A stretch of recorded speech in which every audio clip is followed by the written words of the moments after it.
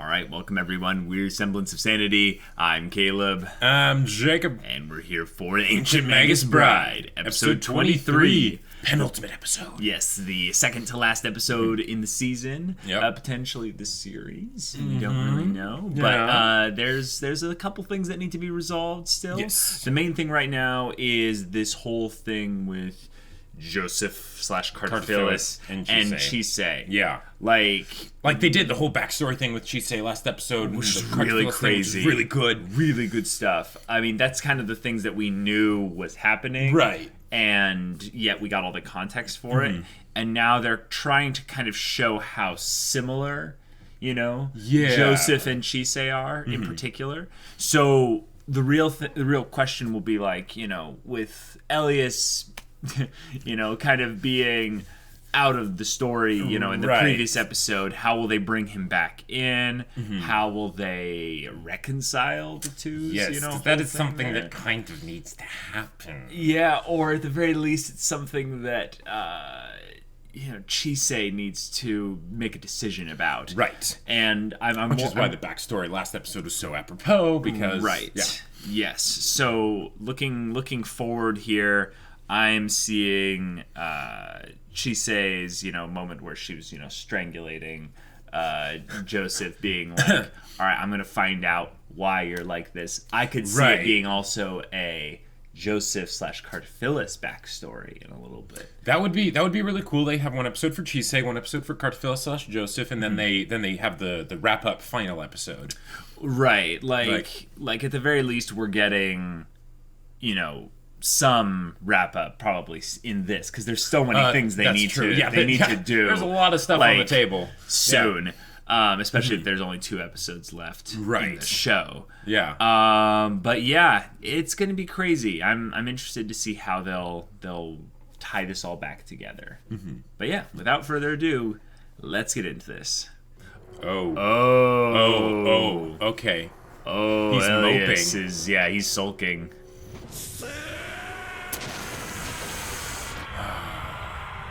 All right. Oh my gosh. Okay. What? Wait. Spriggan. Oh yes. my gosh. Are they like clones? Sure. You half-made monster. Oh my gosh. Whoa. Dang. A freak of obsession. Whoa. Awesome. Yeah, that's legit. She looks different. She does. Oh, some kind of avatar of her. Oh, gotcha. And then you do stuff like this. Ha. Buddy. Yeah. Yeah, you have kind of some made learning this to happen. do. Yep. Huh? I love how Spriggan's like worried about the safety of the king, but the king doesn't even acknowledge. Right. Oh, is he actually using magic? Have we ever really seen him do that before? No.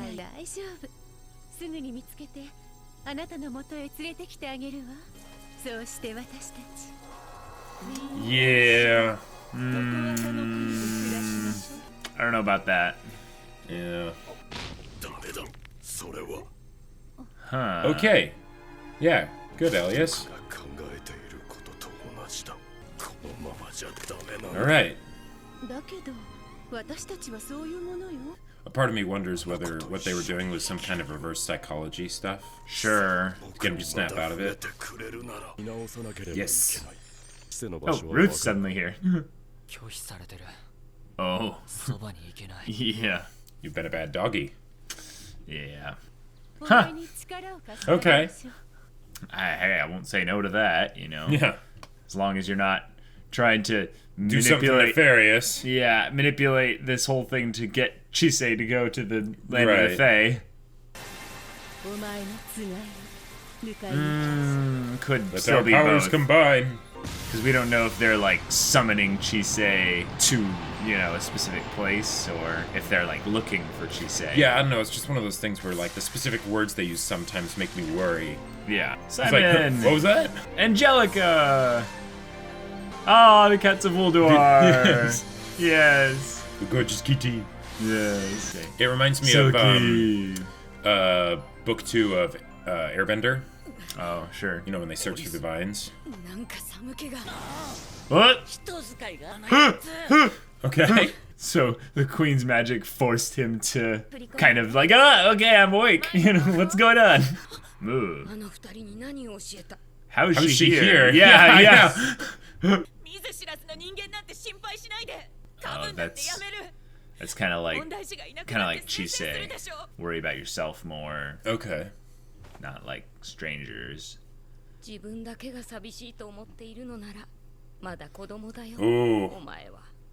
Oh, that doesn't have parallels at all. Yeah.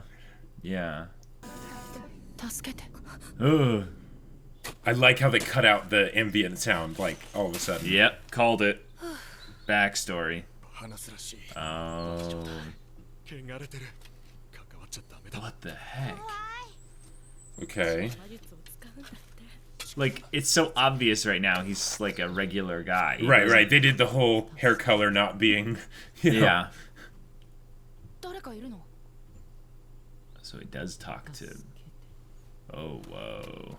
Like hearing something quietly, but it's impossible for it to... Oh! So wait a minute. What was that? Like a spirit thing? But no, it's buried, so...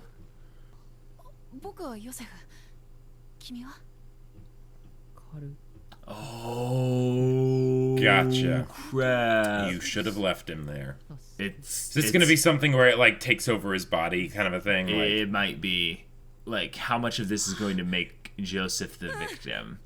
Like, right. How much? Yeah. Oh, he's such a nice guy. I know. Crap. Yeah. He nurses Cartaphilus back to health, and once Cartaphilus is strong enough. Jeez. Oh, okay. Freaking kids. So, Cartaphilus seems to be, like, already afflicted with the, like, I'm an undead, like, thing. Cursed to live forever kind of a thing. Yeah.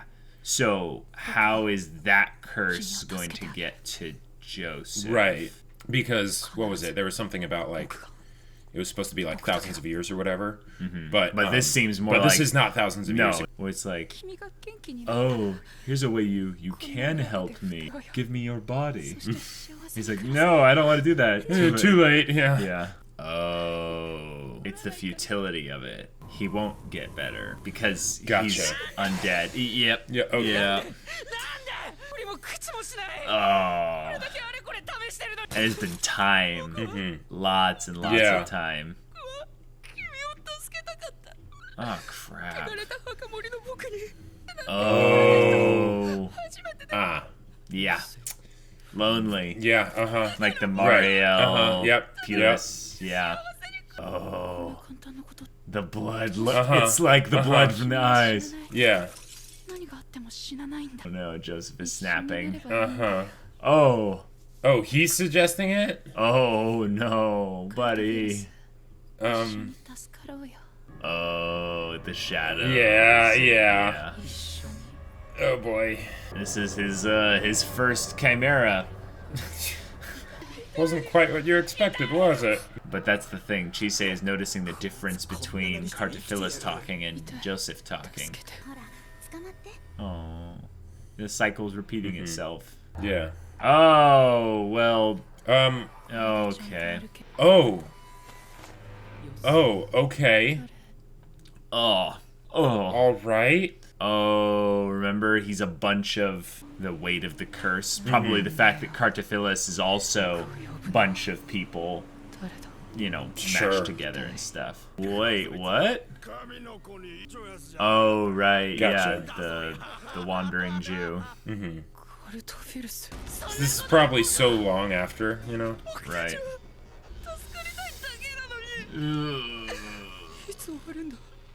Crying blood, yeah. It's crazy to think that all this time,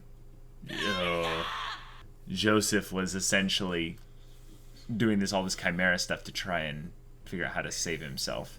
Yeah, she saw everything. Gotcha. She has a part of the curse now. Yeah. Okay. All right. Nicely done, Chisei.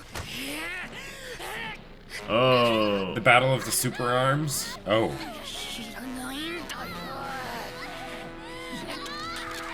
Yeah, because that'll kill him. Oh.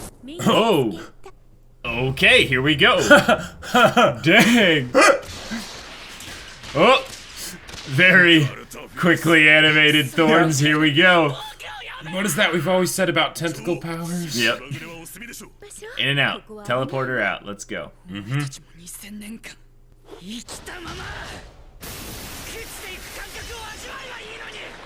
Okay.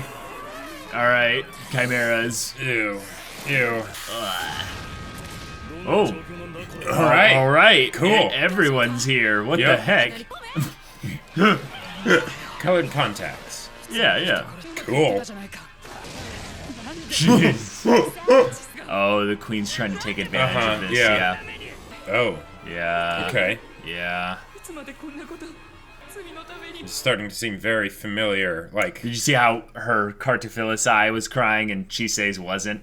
Oh, nice. She can experience his emotion and his pain because they're connected, so Gotcha. she wants to help him. Yeah, yep, of course. They're like, we'll try again next time. Yeah. Oh, thank you, Elias. This is awkward. Okay. No words, no words. Rude. We'll talk about this another time. Were they implying that she had powers beyond just the sorcerer? Mariel was casually walking in this back alleyway. Wait. Oh my gosh. Alright, Okay. we've got a mount. Cool. Movement speed increased by 160%. I'm bullish on their chances. Okay, good. Yeah. Yeah, Alright. yeah. Good job, Chisei. Her terms. That's good. All right. This is the part. This is the place from the ending. Oh, This is you're the place from the right. ending. Oh, you're right, dude. All right. Whoa, that's meta. Of course they'd end it. Of course they'd end it. Okay. That's so perfect. Nice. We're here. Yeah. And this is where everything has been leading towards. All right. It's Chisei, and she's going to... I don't know. She's going to find a solution. Right. Basically, like, Chisei's thing throughout this story has been that she makes the choices when she's in the right state of mind. When she's in the wrong state of mind, she lets other people make choices for her. Exactly. Because she is literally the plot MacGuffin, you know, herself. So that's a way that, not in a bad way. That's a way to basically make it so that the resolution to conflicts can be completely on based on her internal state, you know. Right. Yeah. To help showcase her character growth and development. Exactly. Oh, shoot. Okay. All right. So we got everything kind of barreling towards a kind of a final finale resolution. Conclusion Yeah. thing. Uh-huh. And I feel like they went a little bit like kind of battle final They thing, did. kind They of just for did. the sake of having a battle. Yeah. Which is cool. It was cool. Yeah. But okay. And yes, because like that's not exactly what I like think of Ancient Magus Bride as like what it does really well. Right. But if you notice, after having that, they had that happen for a little bit, and then they're like, all right, now let's section everyone else characters away. You know, so that way it's just our core characters there. I mean, they could bring them back, but I don't think they will. I think that's why they separated them off like this. Yeah, that's good.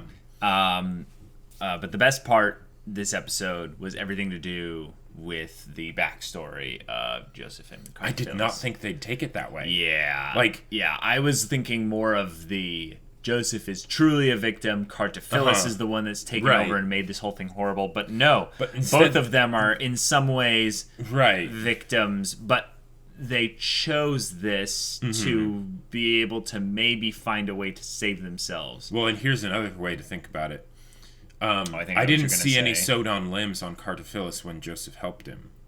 Well, no, I think that's the point, is that regardless of whether or not there were sewed-on limbs, it's been 2,000 years. Like, so they would have been dead and decrepit as well, basically. Okay, good point. I get the vibe that the reason why Cartaphilus, kind of didn't say anything, because he was kind of manipulating the emotional instability of Joseph and loneliness, so that Cartaphilus might actually get someone that would help him. Now, I think that's because no one helped Cartaphilus for 1800 years or something. Right. And then Joseph, this is sometime in the 1800s or maybe even 1700s or something like that. He then goes for the next 200 or 300 years, and basically tries to find a way using sorcery, like chimera stuff, to try and find a way to save them by maybe replacing their entire body with like other parts and stuff. Experimenting on other chimeras for the purpose of finding a source, but the curse is so old and powerful. There's no real way to solve it except really with Chisei. Exactly. And it's really interesting. I like that throughout the story they've seemingly introduced things early enough to where you're not like, all right, they're not just bringing up a random spell out of nowhere. But they've basically kind of given us the variables in play, like really recently with the whole dragon thing. That's kind of what he wants. He wants the arm dragon, Chisei's arm, in order so that he can die. Now, won't he have to still give her his curse? Right, because he was talking about a trade, and that's. And if I think that's already failed, so because they're not in the lab anymore, and Elias and Ruth and Mariel and Chisei are all going to confront him, which is kind of unfortunate almost, because if you think about it, his curse is kind of exactly what Chisei needs, because that'll help beat the time limit that she has. Right, because her body as a Sleighbegi is ruining things. So maybe we'll have a peaceful resolution to this, where she'll explain kind of the whole situation to everyone. That could be why she didn't tell us, she didn't say... what the promise was? What the promise was, exactly. Something like that. I just don't think this is going to end with Joseph, a.k.a. Cartaphilus, a.k.a. the Chimera, combination of the two of them, dying in a conventional, defeated way. It's going to be more of, what will Chisei choose in order to resolve this whole thing in such a way that is true to her nature as a compassionate, generous person, but also be something where she won't sacrifice herself needlessly. Right. Because that's, I think, the thing where she's grown from. She used to be kind of like... she didn't care about herself. Well, she didn't care about herself, but how Mariel was talking to Pelis and saying, you're such a saint. Why do you have to be such a saint and sacrifice yourself for random strangers? That's kind of a simplified image of what Chisei did, although hers was due to a whole lot of abuse and trauma that gave her a very low standing opinion of herself. But now that she's at where she's at now, she's not going to needlessly sacrifice herself. Nope. If anything, she's going to try to save people and save herself in the process. I think she's going to be very... I don't know. I think she's going to be very much careful about this whole thing. I almost see this as kind of being one of those things where her saving Cartaphilus like this will be that sign that basically she has figured out her own past trauma and been able to help to save herself for good. Right. Kind of is that last 12th step or whatever. For sure.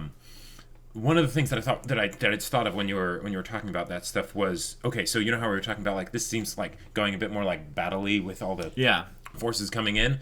In a lot of ways that could be seen as basically a nice little subversion where they're saying okay, Cartaphilus, right? How would people be able to beat him? Oh, well, naturally we'd bring everyone in so that they'd be able to beat him. But then Chisei, the main character, says, no, let's not do that. And then runs off probably to save him in some way. Or at the very least to finish their conversation, because they were interrupted essentially by them all coming in here.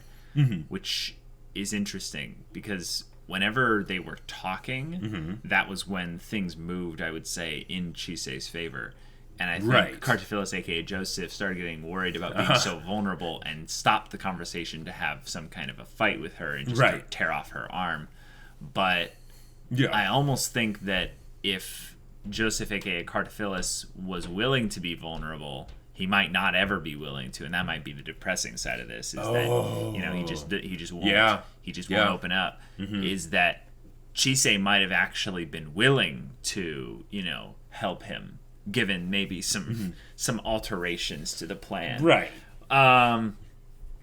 Particularly, there was a weird thing with Mariel, like walking in the way that they were running away from. Kind of just to have that there. Now, did they teleport somewhere else randomly into London, or did they just phase through the wall? What I think that was that they phased through the wall, so she was already on her way there, just like everyone else was, because Titania basically alerted them to her location.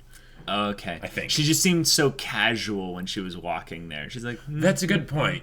I'm walking here, and, I am not here to rescue Chisei. I'm just walking in the fog. And then, oh my goodness, look at, what are you doing here? Yeah, fair point. That could have been what it was. Yeah, well, it felt a little bit weird. Now, I have no problem with her turning into a bull. I think that's awesome. Cool. Yeah. I think that provided me an awesome joke. But other than that, the little bit with her just kind of showing up there, I was like, I know why she's there. And I know that that's what her conversation with Pillis and stuff was. But as for why she was specifically in that physical location, it felt a little bit plot contrived. Now, okay, one of the things that... All right. This is a bit like of a backtrack, but with the whole thing of Joseph and Cartaphilus' backstory thing and all that stuff, right? All right, okay. So this is something I noticed. Joseph found Cartaphilus because he heard Cartaphilus saying basically, help me, right? Right. And the idea is that it wasn't the same kind of thing, it seemed, as like Chisei's connection that she had where she would be able to like feel the pain and stuff, but it seemed to be something similar. Now, when they did the montage of Joseph helping Cartaphilus, I didn't hear any mental things from Cartaphilus during that time. I didn't hear any expressions of suffering or anything like that, which is one of those things where, okay, because if you think about the idea that Cartaphilus has been, suffering for thousands of years or whatever, right? And Joseph can't actually help him, right? But I'll bet he was absolutely helping him, even though he couldn't actually help him. Because so that's the thing. Cartaphilus was lonely. Right. Cartaphilus was aware that this person couldn't help him. Right. Didn't care because selfishly, much like Chisei in a lot of ways, it wanted a semblance of a normal life. They wanted a person that could be around them and could be like family. Someone that cared enough to help them, and because it wasn't probably wasn't something where Joseph was just like immediately like, oh, it's impossible to help you. No, it seemed like he was trying for a long time. They changed the seasons, if you noticed. Yeah. Oh yeah. They were trying to make a point about how long it was. And they changed his clothes too, almost like he had like risen in status or like done or just changed clothes, like sure, that's a transition thing, but it was like a cloak thing, which made like I don't know. Well, I thought that was more referencing the fact that it had gotten colder, like we were. Okay, yeah, that's probably winter. Yeah, that's probably totally what it was. But that was just one of those things where I was like, that's cool. That was something I brought up, was that I feel like they were trying to bring up the idea of Joseph doing all this because he was lonely. And Cartaphilus also doing this because he was lonely. But this whole show is really actually about human connection, like the connection between people. Sure. When it comes down to it with Chisei and Elias. So maybe, in a lot of ways, Elias brought Chisei into his life because he was lonely. And when we think about with Cartaphilus saying, help me, the minute they were like, together and stuff in the house, Cartaphilus never cried out in pain. And I think the reason for that is that on some level he wanted to not drive the person away. Sure. On another level, he realized that this person actually might stay with me a lot longer than anyone else because of the good nature within Joseph. Now, Chisei has a very different nature than Joseph, but one of the things that she didn't really have was anyone else, kind of like Joseph. So she clung almost a little bit too tightly to Elias in certain circumstances. And it was with the help of other people that she was able to learn to let go of Elias a little bit, which is funny. Joseph didn't have anyone else. Yeah. So, but maybe now he does. Right, but he snapped and clung really hard. So, yes, you're right. But maybe now this will be his opportunity to have people who can help him. How they're going to help him, like in the specific details, Slay baby magic. I have no idea. I'm hoping it's rewarding and worthwhile. They pushed back the conversation. I thought that was very apropos because, for one, it seemed like it was Chisei's choice to push back the conversation. She's like, "I'm still mad at you. Right. I am not happy with the way you guys handle things." And they're just like, right now. They're just like, tail between their legs, like, yes, whatever you say, Chisei. Yep. We screwed up. And I like that she was saying, like, there is hope for you guys to renew this relationship. But you guys are gonna have to make it up. You guys are gonna have to make it up to me. Right. And I like how they're like, okay, what do we have to do? Like, like Ruth in particular, I was kind of glad that he wasn't like noisy. If anything, it seemed like when it originally happened, we were like, why wouldn't Ruth know that this is exactly what Chisei wouldn't want to happen? Like, right. Yeah. So Chisei being the one that was rejecting him, and now being like, okay, just I'm banking on your every word, right? Because I don't have access to your thoughts, basically. So he knows he's been a bit of a bad dog. Yeah, yes, he knows, but also generally Ruth is the kind of person, or the kind of dog or spirit or fae or whatever, who would, I feel like he would come up and like nudge and be like, what, like, what is it, like, or would use his telepathy, essentially link with Chisei to say exactly what she kind of needs to hear in that specific circumstance. And they probably would have had something like that, whole like nuzzling the hand thing or whatever. If they weren't chasing Cartaphilus, exactly, that's true. But yeah, I'm excited for that. If this is the last episode coming up of the series, it's probably going to be very dense. Very packed with a whole bunch of stuff, because there's a whole lot of conversations. Right, because they have two things they need to resolve here. Yeah. Like it's the whole Cartaphilus Joseph thing, but then it's also the Elias and Chisei thing. Yeah. So that'll be pretty crazy. Yeah. I do have hope for them to be able to do it well. I feel like this show is ending on a good note. I feel like if anything, they've kind of in previous episodes, they're still kind of struggling to figure out what kind of show they want to have here. But you can tell that they've blended the themes near perfectly in synchronicity with each other towards this ending. That whole thing, if like, oh, you think you're the only one that's lonely, it's like, mic drop. Yeah, that's like, it's like you're still a child if you think you're the only one who's lonely. Yeah, this whole setup. That there's these little lines that reinforce the themes and stuff. But when you have all the context of what's happened previously kind of in your head, and then you see them being displayed, you realize how consistent in a lot of ways those have been throughout the entire show. And it's like, whoa. Yeah. There's some good rewatch value on the themes. I don't know how the plot holds up on a rewatch. Well, yeah, and a lot of it is like more episodic type stuff for character development. So yeah, exactly. Yeah.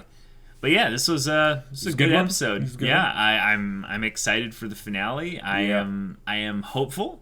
I am positively. I am hopefully optimistic about things having a happy ending.